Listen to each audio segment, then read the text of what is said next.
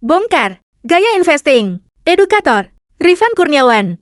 Kalau Rifan itu sempat mention bahwa value investing itu bukan cuma sekedar beli saham yang murah, tapi ada selain aspek kuantitatifnya, ada aspek kualitatifnya juga. Betul. Yang Ko Rifan selalu perhatiin gitu Betul. kan. Ko Rifan boleh ini nggak sedikit jabarkan lah.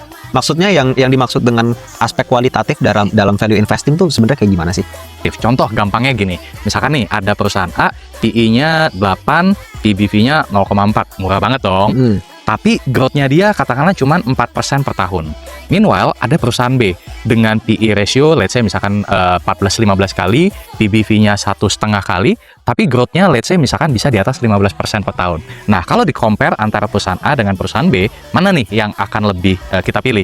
Kalau value investing yang mungkin kita bilang yang lebih konservatif, yang lebih old-style lah ya, itu mungkin yang A. Tapi kalau saya dihadapkan dengan dua pilihan tersebut, saya akan pilih yang B. Nah, berarti ada satu faktor yang juga kita perlu perhatikan yang namanya growth. Nah, growth ini bisa dilihat dari mana? Dari kualitatif. Nah, makanya kenapa saya suka perusahaan yang tetap punya growth. Nah, cuman secara partikular, saya suka value investing dengan tipikal namanya turnaround company. Oke. Nah, turnaround company sama cyclical company ini yang biasanya itu market suka salah menilai. Nah, itu yang saya suka, spesialisasi saya atau investment tesisnya saya adalah cari perusahaan yang mungkin sekarang nih lagi tidak dalam kondisi terbaiknya, Mil. Oke. Jadi ketika ada perusahaan yang kinerja turun, kan biasanya harga sahamnya turun tuh. Nah, kita nih investment tesisnya saya adalah saya sebagai dokter. Nah, saya akan lihat nih perusahaan ini sakitnya kenapa?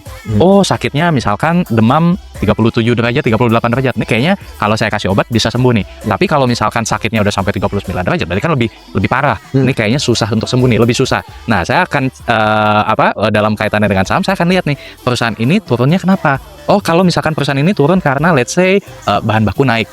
Perusahaan ini turun karena misalkan harga komoditas turun. Perusahaan ini turun karena hal-hal yang sifatnya temporer. Nah, saya suka yang kayak gini. Oke. Tapi kalau perusahaan labanya turun karena utangnya tidak terkendali. Perusahaan turun karena memang disrupsi dari kompetisi. Nah, itu saya mungkin akan stay away dulu. Kurang lebih investment thesis dasarnya seperti itu. Oke.